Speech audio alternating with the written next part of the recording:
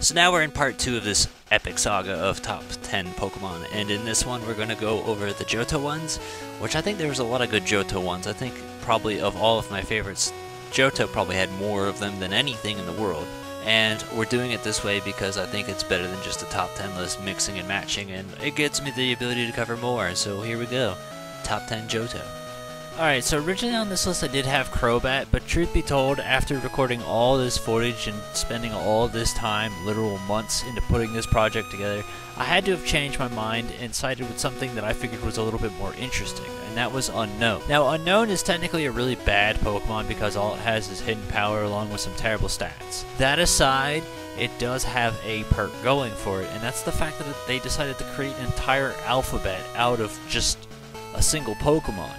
And that one Pokemon has more effort put into it than a lot more of the other Pokemon do. It's got over like 28 different idle animations, battle animations, and fainting animations. And then just the idea of this language that was conceived. It was used as a nice plot point in the third movie. I really like the third movie. I liked the way they looked in the third movie. I was always fascinated with Unknown. I still think it's super cool. I don't know if they continue to use the Unknown language in the Pokemon anime or not, but I think it would be really cool if they did.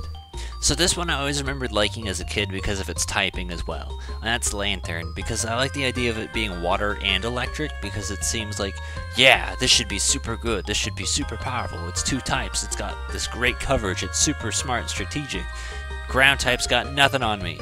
But at the same time, it also kind of feels faulted because it's not all that strong. The perk of Lantern is the idea that it's got a whole bunch of health, which is super great. It could also have a potential Volt Absorb or Water Absorb, I believe, which are also super good abilities.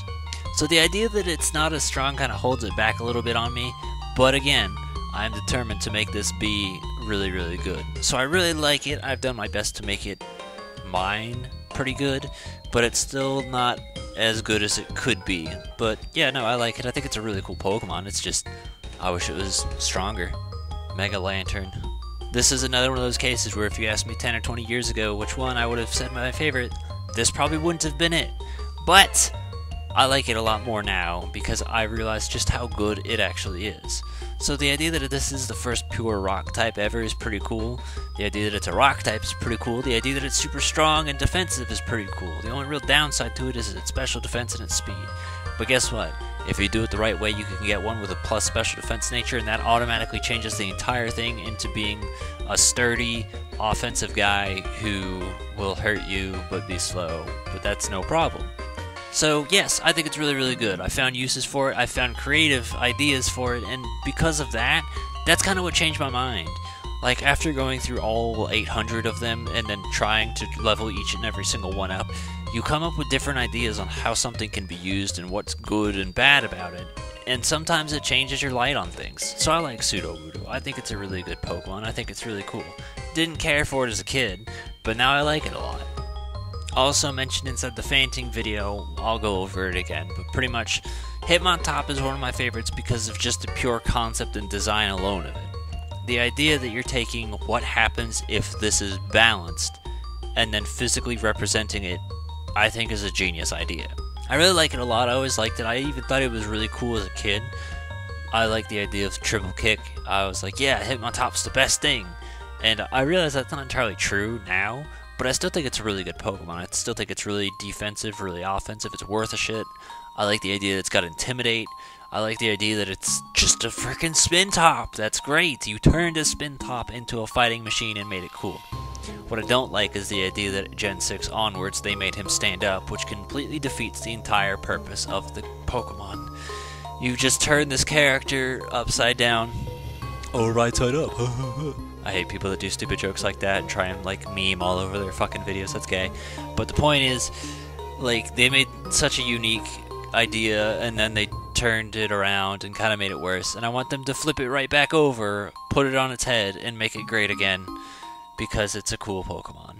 Now, I'll admit, it felt like I was struggling a tiny bit when I was making this list because I was trying to avoid certain things to make sure I'm not picking the same deal over and over or following a pattern or whatever.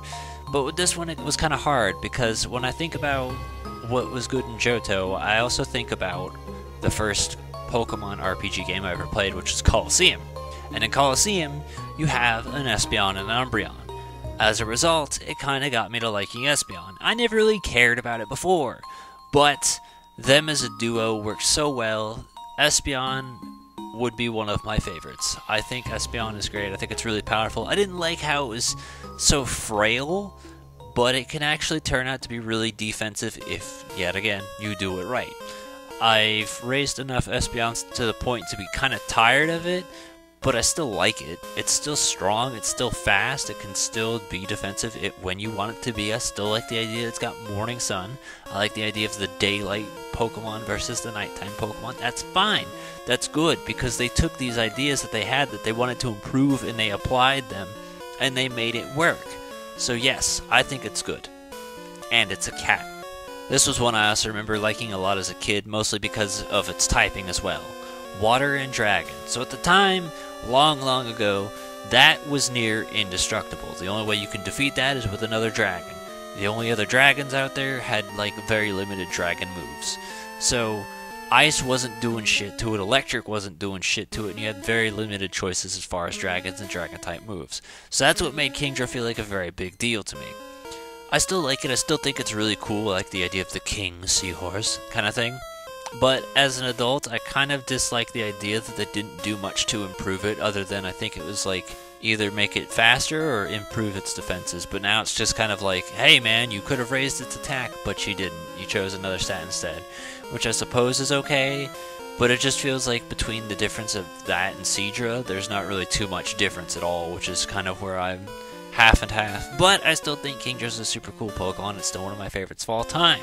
I even use Kingdra on my dragon team. This was one that I've always kind of fought with myself over and told myself, no, it's not my favorite. But as things have gone on, it's just been kind of undeniable and kind of a fact that I can't necessarily avoid anymore. And that's Umbreon.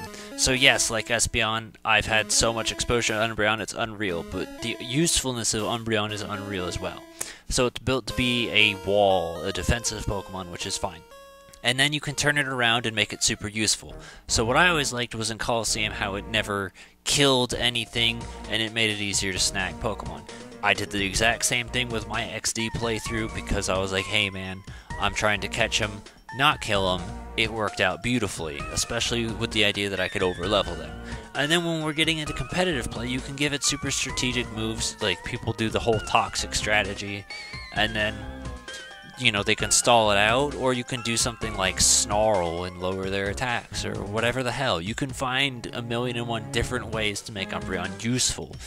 So yes, I like Umbreon. I like its shiny form. I like the idea that I came up with the nickname Mayday for it, because Mayday is one of my favorite James Bond villains, and it just fits so perfectly with the Pokemon. So yes, I like Umbreon. I admit it. So here's another one that I can say that has been one of my favorites, but I never really found a reason as to why it was one of my favorites. And that's Xatu. I remember liking Xatu about as early as I found out it existed. I was like, yeah, that's awesome. I think it's cool. And I remember thinking that, and that's about the extent of it. Why did I think it's cool? Hell if I fucking know. But I don't necessarily regret it. I still think it's cool. I still think it's useful. I still think it's powerful. It's got its uses. It's not exactly Alakazam good or whatever, but you can definitely make it work out very well. And I think it's pretty underappreciated in a Pokemon. And a Pokemon not many people use or like even think about. So it's an afterthought kind of thing, but it's still really cool, and I just like it a lot. I use it on my flying only team. It works pretty well. It's cool. Now this one I can definitely say I remember why I like it. So I remember liking Onix and all that in Kanto, but I was so fucking excited when I found out about Steelix. Steelix is like the coolest Pokemon ever. So it's super defensive, and it's admittedly not very strong, because I've got mine taken care of, and I think it's got like maybe 120, 130 attack, which isn't much at all. And then they gave it a Mega Evolution, so I canceled that right out. It made it stronger and better still. But I always just like the way it was designed. I like how it looked. I like the kind of thing it's got to it. I like just how cool it is. Oh, Steelix has just always been one of my favorites. That Jasmine shirt that I showed you guys in Fire Red, I saw that and I was like, holy shit, this is perfect. I like the idea. I kind of wish they would do something like it would be like Pokemon Origins or whatever, where you could fight Jasmine with a Mega Steelix. I think that'd be really cool. But Yeah, no, I've always liked Steelix as long as I can remember. I just disliked it in Pokemon Stadium when its ground attack was Mud Slap, as if that was really going to help me kill anything. So yes, it was kind of a pain in the ass in Stadium too, but that didn't deter me. It just made me want to get a good Steelix, and guess what? I got a pretty decent Steelix. Mine can definitely take a hit, and it can probably deal one too. So if I were to have organized this as a top 10 in general, like of all time, this would definitely be my number 1, and that's Skarmory. Steelix and Xatu would be pretty high up as well, as would Gyarados and Zapdos, so those would be the top 5. But this is easily my favorite of all time, and yet again, I have absolutely no idea why. I just remember liking it as long as I can remember, and it's always been one that I've always kind of like fantasized of, like, hey man, I want to use this, I want to make it good. And it wasn't until recently that I figured out how to do it. So, Skarmory yet again is built kind of more defensively and physical defense only. But if you get yourself a nice nature where it's got special defense up, that changes things a lot, and then it becomes all around as a wall. Offensively, it's not all that great, but that's nothing a single Swords Dance can't fix. And then right there, you've just turned your Skarmory into a fighter. So most people are going to use it for things like stalling and using spikes or whatever, but you know what? I like Skarmory. I think it deserves better. I want to give it killing potential, and god damn it, I think I just found a way to give it killing potential. So, Skarmory is good, it's useful, it looks cool. It's always been one of those where it's like if you had to pick one Pokemon to live with, you know, those little joke scenarios, I would always pick Skarmory. I could use its tail as a can opener. It'd be fine. When I found out about the idea of Pokemon Go introducing Johto Pokemons, the only reason I gave a shit was because I wanted a Skarmory.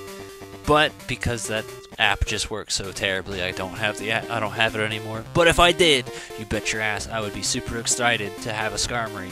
It is my favorite. I think if Sam has a tattoo of an Espeon, I think if I were to pick a Pokemon to have a tattoo of, it would be Skarmory. Skarmory is my favorite ever. So thus ends part 2, the Johto journeys of favorite Pokemon in the world. So far, I think we're doing so good. I really do, like, Johto was like this weird thing of, it introduced a lot of bad and a lot of good at the exact same time. Like, the good really shined through, but the bad really shined through too. Like, Magby, Elekid, Smoochum, Igglybuff, Cleffa, Pichu, who all have absolutely zero purpose in existing. But then you also have those 10 that I just listed that are incredibly awesome and serve a lot of purpose and do a lot of good and a lot of wonders for everyone. So yes, those are my favorites of Gen 2.